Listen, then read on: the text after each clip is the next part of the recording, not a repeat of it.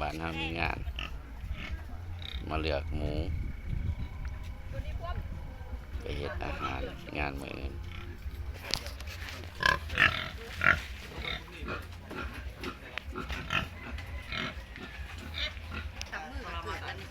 ว่าดุขนาดนี้16 17มันเลือกแนวพันธุ์ดีๆเลยนะเกิดจากลูกแล้วตัวนี้ 3ชุด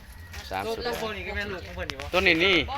ตัวนี้ที่ตัวข่อยเบิ่งทำอีทับออหั่นเพิ่นเอามาเลี้ยง 3,000ขายตัวนั้น โอ้ใหญ่ขนาดเนาะตอนข่อยไปเบิ่งหั่นยังน้อยๆหากอันนี้โอ้ยคักตัวนี้แหละตัวข่อยไปเบิ่งเยือนจ้ามื้อนั้น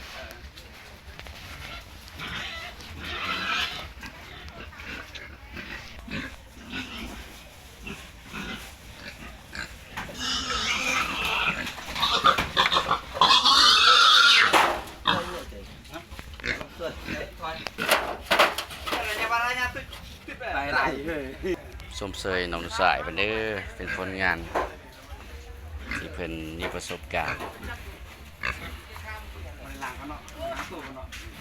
เพิ่นผสมพันธุ์เทียมผสมเองเฮ็ดเองสร้างเองการเริ่มต้นของเพิ่นออกมาดีมีผู้นิยมชมชอบสำหรับแนวพันธุ์ของเพิ่นดื้อล็อกผสม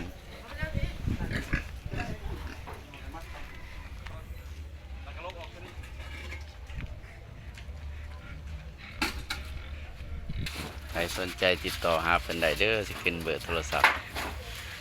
บ่ไกลอยู่เขตบ้านละยาวไต่เส้นทางหลวงขึ้นไปหาเขื่อน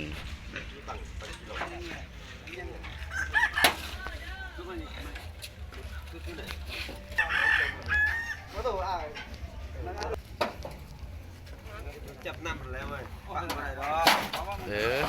ปลาข้าวหนึ่งเบิ่งข้าวหนึ่งไวๆ